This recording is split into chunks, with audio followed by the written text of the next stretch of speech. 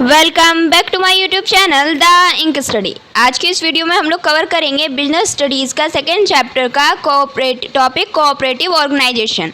इससे पहले हम लोग पार्टनरशिप, सोल प्रोप्राइटरशिप और HUF ऑलरेडी पढ़ चुके हैं। अब इस वीडियो में हम लोग कोऑपरेटिव ऑर्गेनाइजेशन के मीनिंग, डेफिनेशंस एंड फीचर्स को कवर करेंगे।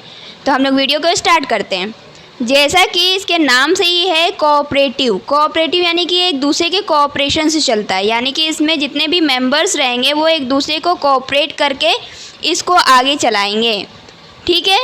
फिर नेक्स्ट, इसमें मिनिमम 10 मेंबर्स होने चाहिए। ठीक है। एक 10 मेंबर्स होते हैं, वो भी सब अडल्ट होने चाहिए, यानी कि 18 ईयर्स से ऊपर होने चाहिए, जो कि साथ में मिलते हैं और इनका मेन मोटिव प्रॉफिट अर्न करना नहीं होता है। इनका मेन मोटिव क्या होता है? एक दूसरे की हेल्प करना, म्यूचुअल हेल्प करना। तो ऐसे ऑर्गेनाइजेशन को हम लोग कोऑपरेटिव ऑर्गेनाइजेशन के नाम से जानते हैं। मतलब जो एक दूसरे के वेलफेयर के लिए बनाए जाते हैं। ठीक है। जिसमें मिनिमम 10 मेंबर्स होते हैं और इनका मेन मोटिव प्रॉफिट अर्न करना नहीं होता है, जबकि म्यूचुअल हेल्प करना होता है। ठीक है। तो ऐसे ऑर्गेनाइजेशन को हम लोग कोऑपरेटिव ऑर्गेनाइजेशन के नाम से जानते हैं। A cooperative form of business is a different form of business enterprises. ये एक डिफरेंट फॉर्म ऑफ इंटरप्राइजेज है। ठीक है। In this form the main motive is not earning profit but main motive of cooperative organisation is mutual help. क्या है? Mutual help है इसका main motive. It works with the principle of each for all and all for each. ये कौन से principal पे work करता है कि जो एक का है वो सबका है और जो सबका है वो किसी एक का भी है, मतलब यही कह रहा है। द कोऑपरेटिव सोसाइटी और organisation is a voluntary association of persons who join together for mutual help. क्या कह रहा है? ये एक वॉलंटरी एसोसिएशन है जिसमें ना तो आपको कोई ज़बरदस्ती लाता है और ना कोई इससे ज़बरदस्ती आपको निकालेगा। जब आपका मन है तभी आप ज्वाइन कीजिएगा और नहीं तो नहीं कीजिएगा। ठीक है। A minimum of 10 persons are required to form a cooperative society. इसको बनाने के लिए मिनिमम कितने मेंबर की ज़रूरत है? 10। The registration of cooperative society is compulsory. अभी तक हम लोग पढ़ते आए थे कि जो पार्टनरशिप है उसको आप रजिस्टर करें चाहे नहीं करें। सोल प्रोप्राइटरशिप को भी रजिस्ट्रेशन का ज़रूरत नहीं था, लेकिन यहाँ पे जो हमारा कोऑपरेटिव सोसाइटी है उसको हमारा रजिस्ट्रेशन कराना बहुत ही ज़रूरी है, एकदम कंपलसरी है। And the capital of cooperative organisation is contributed by members only in the form of share capital. सिर्फ और सिर्फ जो मेंबर्स रहेंगे वही इसमें अपने कैपिटल कंट्रीब्यूट करेंगे। कैसे? शेयर कैपिटल के रूप में। The cooperative organisation can raise loan also from the bank. और ये बैंक से भी लोन ले सकते हैं। मतलब एक ऐसा सोसाइटी जो मेंबर्स के कोऑपरेशन से चलता हो, फिर इनका मेन मोटिव प्रॉफिट अर्न करना नहीं है। क्या है? म्यूचुअल हेल्प है एक दूसरे का। और इसमें क्या होता है कि वेलफेयर होता है एक दूसरे का।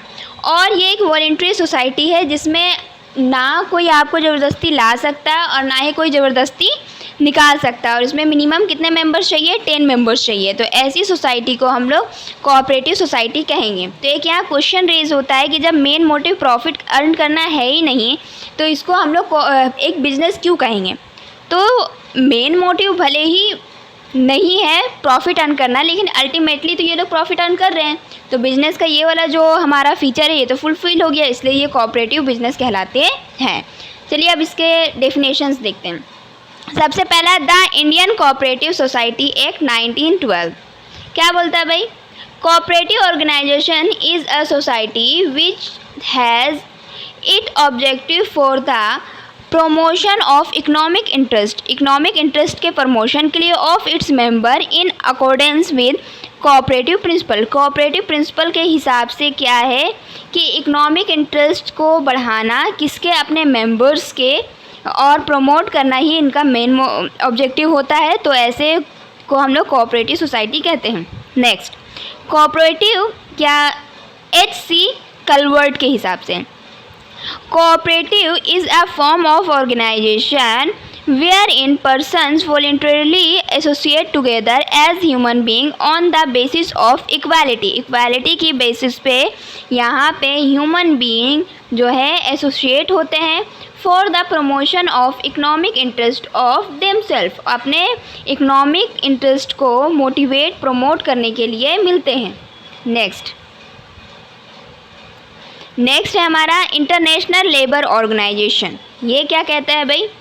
A cooperative organization is an association of persons, usually of limited means, who have voluntarily joined to achieve a common economic end through the formation of democratically controlled business organization, making equitable contribution of the capital required and accepting a fair share of risk and benefit of he undertaking। क्या बोलता है कि एक ऐसा cooperative society है जिसमें voluntarily ये लोग ज्वाइन करते हैं, मतलब अपने मन से, कोई ज़बरदस्ती ज्वाइन नहीं करा रहा है, और इनका जो काम है वो एकदम कॉमन होता है, एक ही काम के लिए ये लोग सब मिलते हैं। मतलब ये नहीं कि अगर हम कोई बिज़नेस का बात करते हैं तो एक एम्प्लॉयर होगा वो चाहेगा कि उसका प्रॉफिट बढ़े, एक एम्प्लॉयर यही चाहेगा कि उसका प्रॉफिट बढ़े, लेकिन जो एम्प्लॉय होगा उसको इस चीज़ से कोई मतलब नहीं होता है कि उसका कंपनी में प्रॉफिट ज़्यादा हो रहा है या नहीं हो रहा है, उसको बस अपनी सैलरी से मतलब होता है। वो क्या चाहेगा कि उसको कितना बोनस मिले या वो कितना ओवर टाइम करके एक्स्ट्रा कमाए, उसको कंपनी के वेलफेयर से कोई इतना मतलब नहीं रहता है एक टाइम पे। उसको हाँ ये कह सकते हैं कि कंपनी में प्रॉफिट होगा तो एक एम्प्लॉय को भी प्रॉफिट होगा, लेकिन जब म्यूचुअली देखा जाता है, जब इंडिविजुअली देखा जाता है तो एक एम्प्लॉय को इतना सबसे कोई मतलब नहीं रहता, उसको सिर्फ अपने ही सैलरी से मतलब होता है, ठीक है। लेकिन यहाँ पे ऐसा नहीं है, और यहाँ पे जो रिस्क भी है वो भी लिमिटेड होते हैं, ठीक है। तो आई होप आपको ये सब समझ में आया होगा। अब चलते हैं हम लोग इसके फीचर्स की तरफ। तो फीचर्स क्या है? पहला, voluntary association, equal voting rights, service motive, distribution of surplus and separate legal entity. अब इसको हम लोग अच्छे विस्तार से पढ़ेंगे। सबसे पहले voluntary association. The cooperative society is a voluntarily association of persons. Any person can join the cooperative society if she has common interest। अगर जो सोसाइटी का इंटरेस्ट है वही एक बंदे का भी इंटरेस्ट है तो वो उस सोसाइटी में पार्टिसिपेट कर सकता है, ज्वाइन कर सकता है। For example, any farmer can join the agriculture society और any consumer can join the consumer society. The member can leave the society whenever they desire, so by giving a notice. और जब जैसे कि एक farmer जो है वो farmer society को ज्वाइन कर सकता है क्योंकि वो किसान है, उसको तो वही काम आएगा ना, और एक जो कंज्यूमर है वो कंज्यूमर की सोसाइटी को ज्वाइन कर सकता है, और वो लोग जब मन चाहे वो बाहर भी आ सकते हैं सिर्फ एक नोटिस देके। मतलब ना तो आपको मतलब ज्वाइन करने में कोई दिक्कत है और ना ही कोई आपको ज़बरदस्ती वहाँ से निकालेगा। जब आपका मन हो आप इजीली वे में वहाँ से निकल सकते हैं। सिर्फ यही है कि आप अडल्ट होने चाहिए, ठीक है, यानी 18+ होने चाहिए। There is no restriction on entry और एग्ज़िट ऑफ मेंबर्स। यहाँ पे कोई रिस्ट्रिक्शन नहीं है कि मेंबर्स एंट्री करें या एग्ज़िट करें, कोई भी रिस्ट्रिक्शंस नहीं है। दे कैन जॉइन और leave the cooperative organisation of their own will and wish. अपनी मन मर्जी से वो ज्वाइन भी कर सकते हैं और एग्ज़िट भी कर सकते हैं। The membership is open to all the members irrespective of their caste, creed and religion. इसमें किसी के कास्ट वगैरह से या क्रीड वगैरह से या रिलीजन वगैरह से कोई मतलब नहीं, फ़र्क नहीं पड़ता है। एक ऐसा एसोसिएशन होता है जहाँ बिना किसी भेदभाव के सारे फैसले किए जाते हैं। Next, equal voting rights. अब इक्वल वोटिंग राइट्स क्या बोलता है भाई? The cooperative societies work with democratic principle of one man one vote. इसमें क्या है कि एक आदमी एक ही वोट दे सकता है, इस टाइप का काम करता है ये। All the members gets only one voting rights irrespective of capital contributed by them. मतलब कौन कितना कैपिटल कंट्रीब्यूट कर रहा है इससे कोई मतलब नहीं है। हो सकता है कि कोई ज़्यादा भी कर रहा हो और कोई कम भी कर रहा हो। तो बेसिकली हम लोग बिजनेस में क्या देखते हैं कि जिसका 51% रहता है उसका ज़्यादा राइट होता है किसी भी फैसलों को लेने का। लेकिन इसमें क्या है, इससे कोई मतलब नहीं है। एक आदमी एक वोट देगा, बस इसी पे चलता है ये। The rich member by taking more shares cannot dictate theirs. A person who has 1,000 shares and a person who has 10 shares will get one voting rights only. चाहे 1000 शेयर्स हो चाहे 10 शेयर्स हो, दोनों को सेम ही अधिकार मिलेगा एक वोट का। नेक्स्ट है service motive. The main motive of cooperative society is to provide service to its members and not to earn profit. इसका मेन मोटिव क्या है कि सर्विस प्रोवाइड करना है इसके मेंबर्स को। इसका मेन मोटिव ही यही है, इसमें प्रॉफिट अर्न करना मेन मोटिव नहीं होता है। Earning profit is the secondary motive.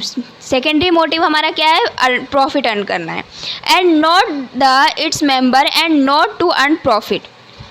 ठीक है, earning profit is the secondary motive and ये मैंने एक ही चीज़ 2 बार लिख दिया है of cooperative organisations. Cooperative organisation में मेन मोटिव प्रॉफिट अर्न करना नहीं होता है, सेकेंडरी मोटिव होता है प्रॉफिट अर्न करना। Next, separate legal entity. अब देखिए, अभी तक हम लोगों ने जितना भी पढ़ा था उसमें कोई सेपरेट लीगल एंटिटी नहीं था। हमारा सोल प्रोप्राइटरशिप भी, पार्टनरशिप भी, और जो नेक्स्ट है हमारा HUF, इसमें भी क्या था कि आपका जो लाइबिलिटीज़ है वो अनलिमिटेड लाइबिलिटीज़ रहती थी, लिमिटेड नहीं रहती थी। लेकिन इसमें हमारा क्या होगा कि जो लाइबिलिटीज़ है वो लिमिटेड रहेगी। ठीक है, it is compulsory for a cooperative society to get itself registered under the cooperative societies. ठीक है, एक्ट, हमारा जो कोऑपरेटिव सोसाइटी एक्ट है 1912, उसके अंतर्गत आपको हर हाल में रजिस्ट्रेशन करवाना ही पड़ेगा अपनी कोऑपरेटिव सोसाइटी का। After registration the cooperative organisation gets a separate legal entity. उसके बाद जो हमारा कोऑपरेटिव सोसाइटी होगा उसका एक सेपरेट लीगल एंटिटी बन जाएगा, उसका एक अलग नाम होगा। Which means the cooperative society consider separate from its members. अब इसके मेंबर्स अलग हैं और जो हमारा कोऑपरेटिव सोसाइटी है वो अलग है। It can buy and sell property in its own name. अपने ही नाम से ये कोई भी सामान खरीद भी सकता है और बेच भी सकता है।